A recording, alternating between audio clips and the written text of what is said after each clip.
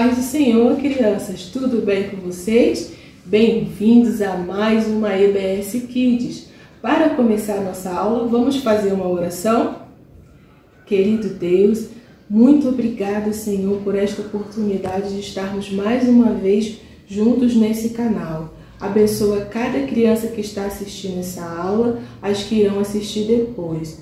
Senhor, nós queremos te pedir que o Senhor nos ajude a compreender a Tua Palavra, a guardá-la no nosso coração e a praticá-la. Muito obrigado, Senhor, por tudo. É o que nós te pedimos e já te agradecemos em nome de Jesus. Amém. Amém, crianças. Antes de entrarmos na nossa lição, nós vamos aprender o versículo do Memorizando. E hoje eu tenho uma surpresa para vocês. Não sou eu que vou ensinar esse versículo. É duas convidadas especiais, a Brenda e a Bianca. Vamos ouvi-las ensinando o versículo? Elas já memorizaram e agora elas vão nos ensinar.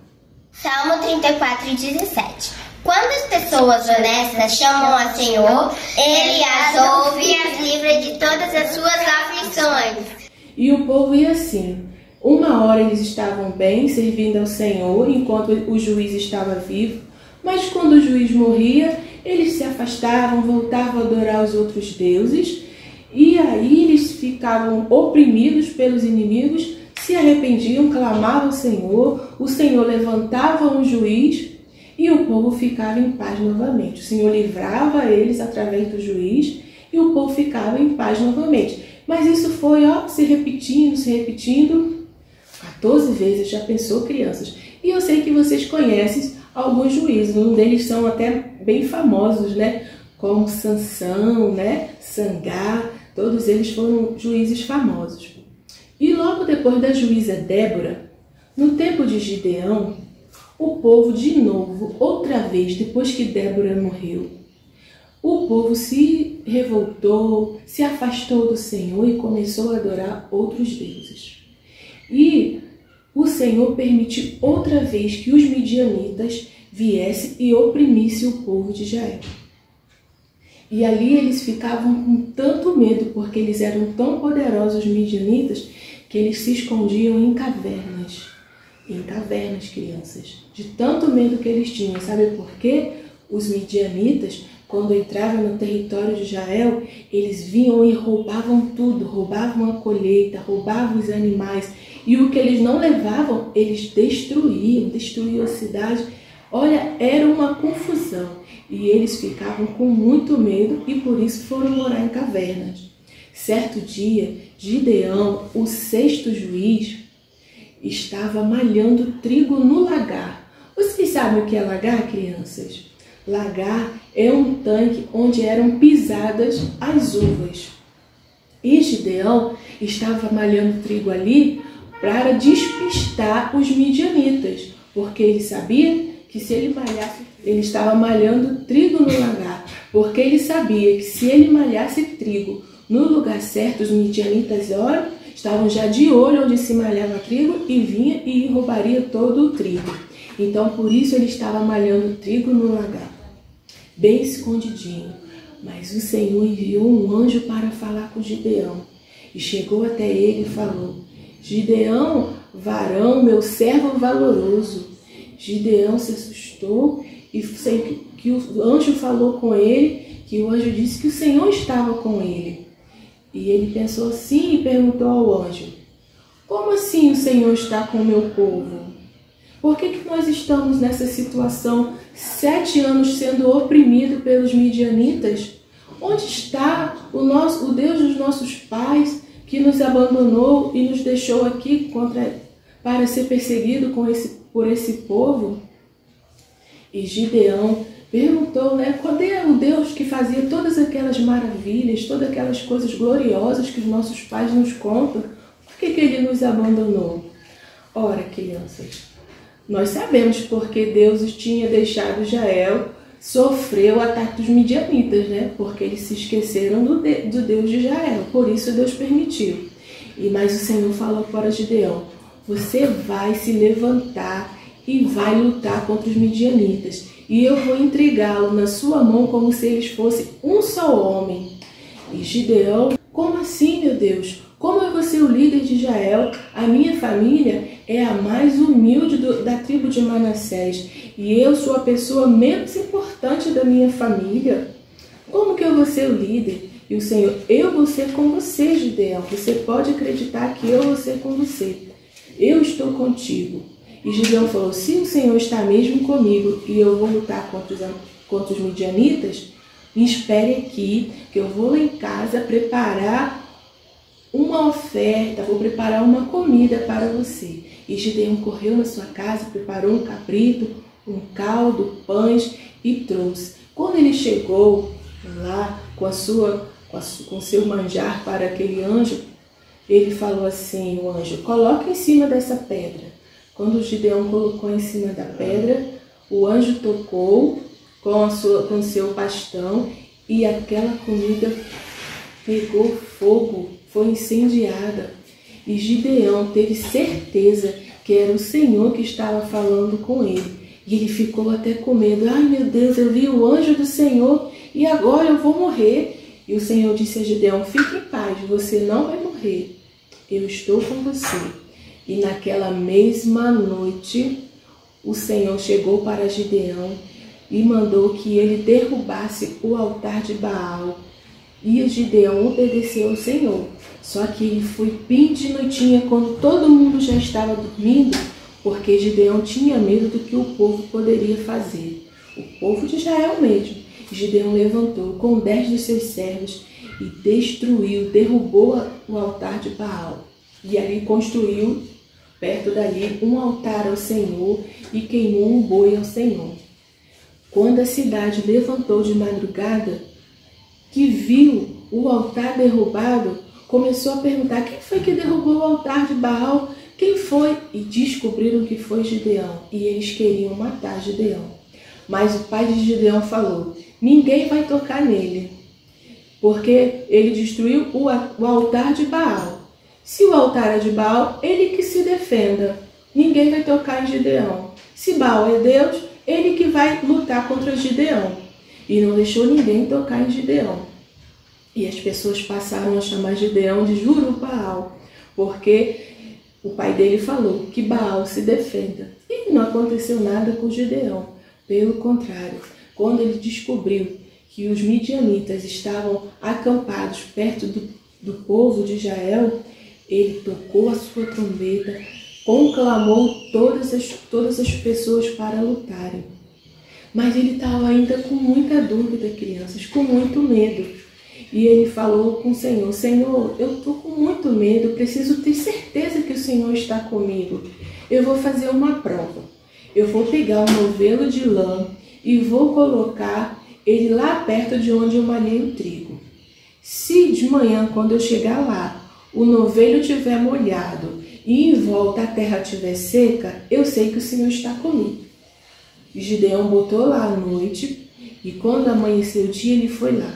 Quando chegou, ele pegou a lã e espremeu, deu para encher uma botija, deu para encher um jarro. E Gideão ainda assim ficou meio inseguro. Será que essa lã sugou toda a água da terra? Já sei, vou fazer outro teste. E ele disse, Deus, não fica aborrecido comigo não, mas eu vou te pedir só mais um teste. Agora é o contrário, eu vou colocar a lã. E de manhã, quando eu chegar, eu quero que a lã esteja seca e a terra em volta esteja molhada. E foi assim. Gideão colocou à noite, quando voltou de manhã, a lã estava sequinha, a terra em volta toda molhada. E Gideão entendeu que o Senhor era com ele.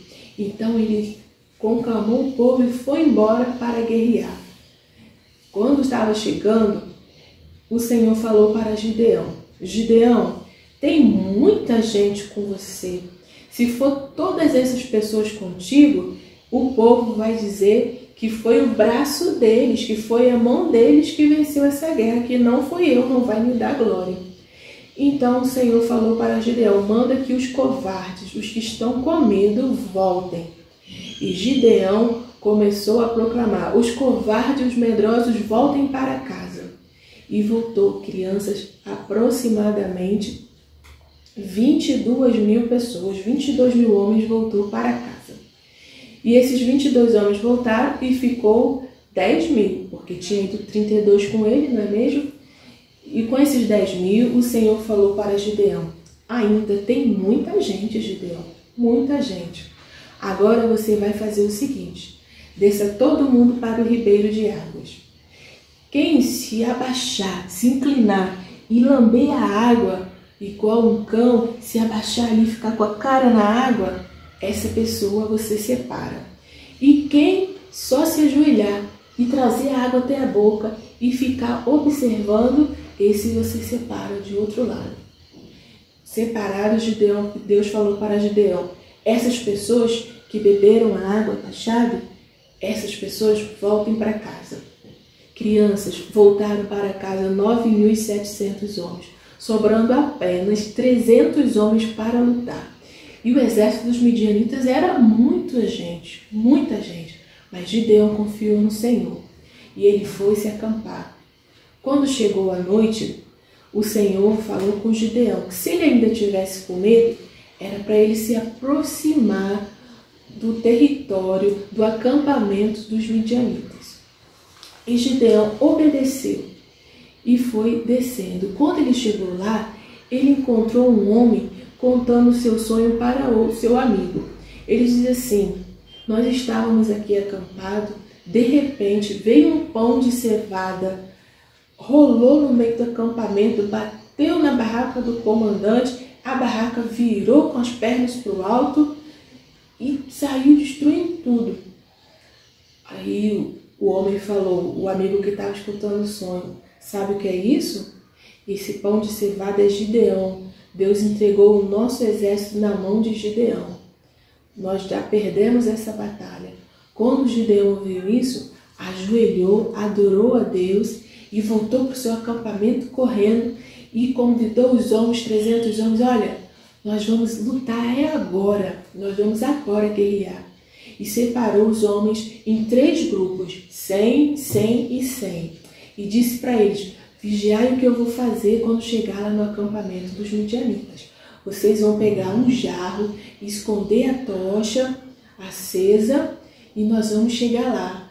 E com a trombeta, quando eu quebrar o jarro, tocar a trombeta, vocês vão gritar: espada do Senhor e de Gideão.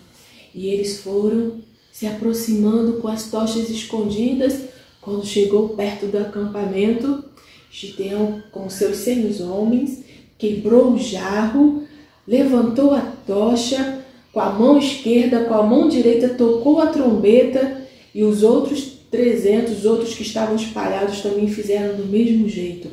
Enquanto aqueles homens tocavam a trombeta, o acampamento dos midianitas começou a ficar alvoroçado. Eles ficaram assustados, acordaram assustados, que isso era meia-noite, e eles começaram a atacar uns aos outros, a matar uns aos outros. Alguns fugiram, e Gideão perseguiu e derrotou os midianitas. E assim o nosso Deus deu paz a Israel por 40 anos, enquanto Gideão viveu. E o Senhor provou para Israel que Ele é o Deus verdadeiro. E nós somos como Gideão, somos soldados do Senhor. Mas hoje a nossa guerra não é contra a carne ou sangue. A nossa guerra é contra o pecado e contra os demônios.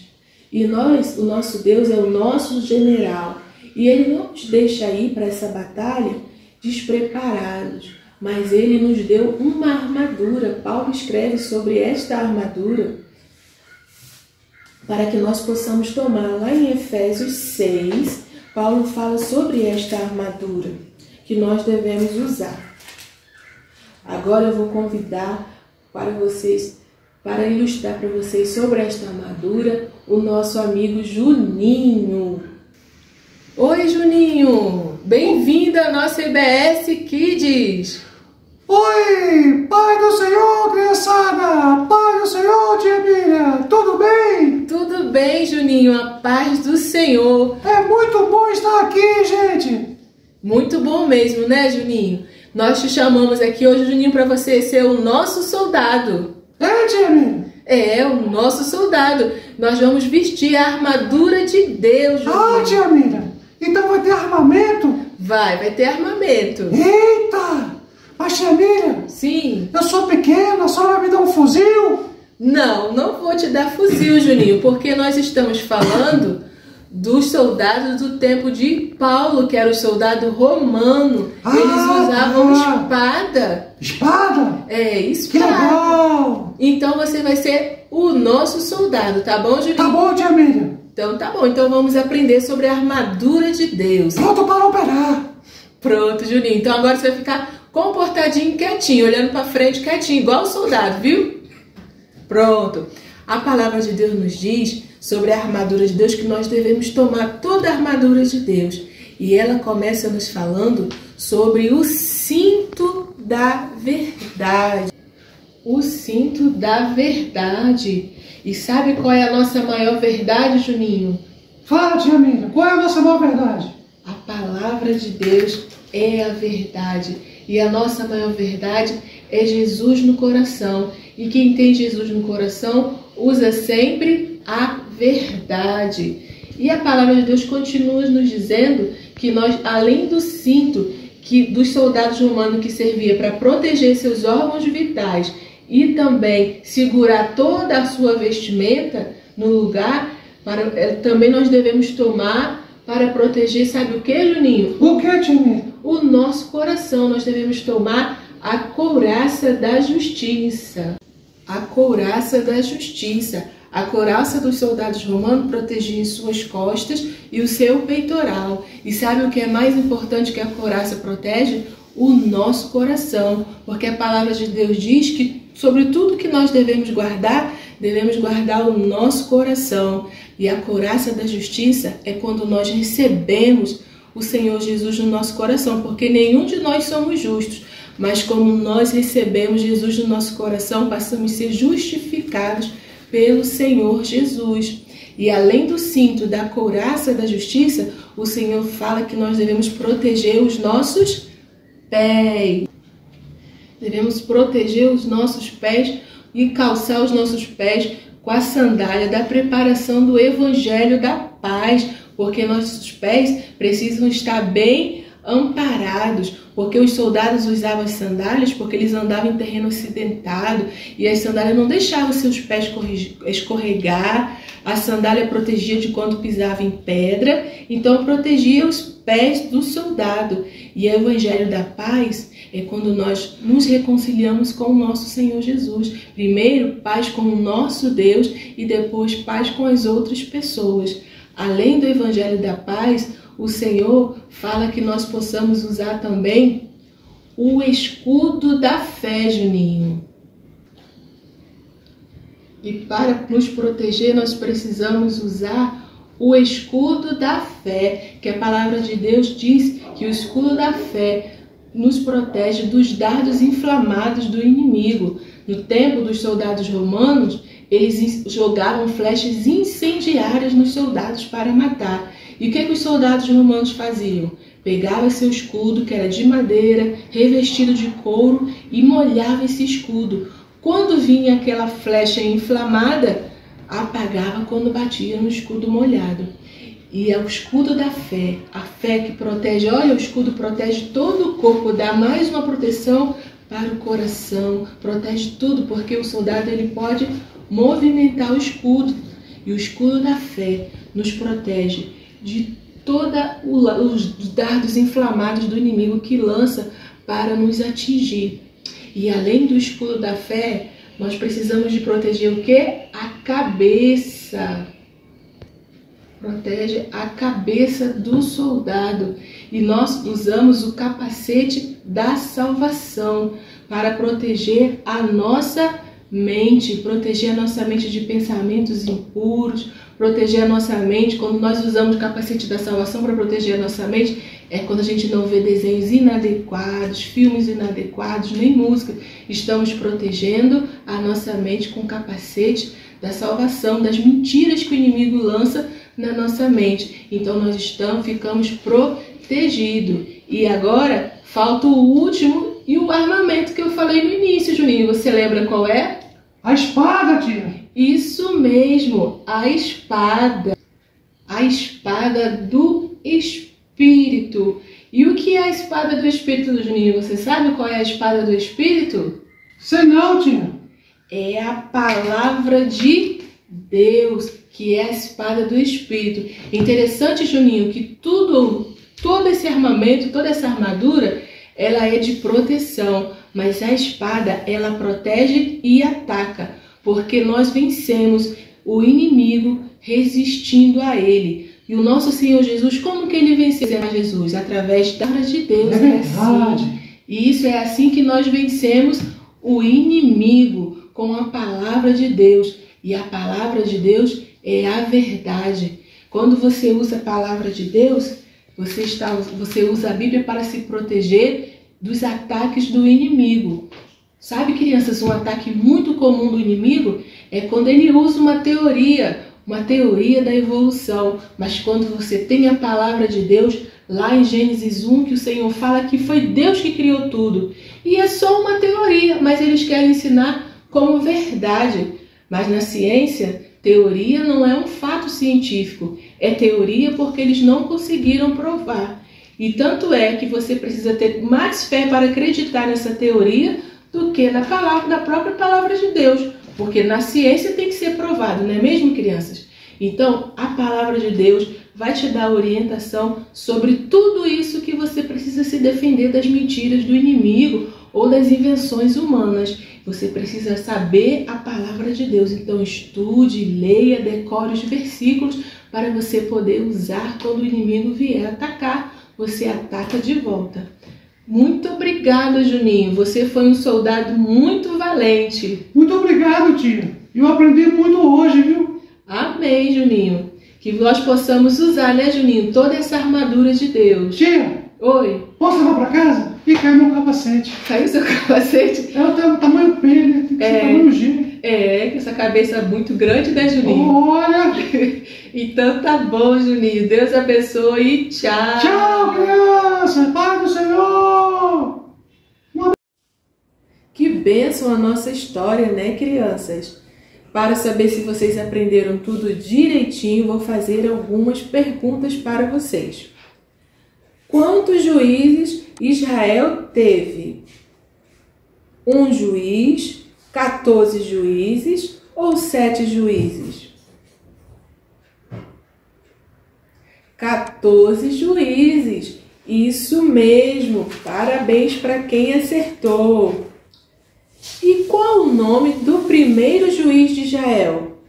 Sansão? Otiniel? Sangar? Otiniel. Quem foi o último juiz de Israel? Essa é fácil, hein? Samuel? Jair? Eude? Acertou quem disse Samuel. E qual povo dominava sobre Israel no tempo de Gideão? Midianitas? Filisteus? Cananeus?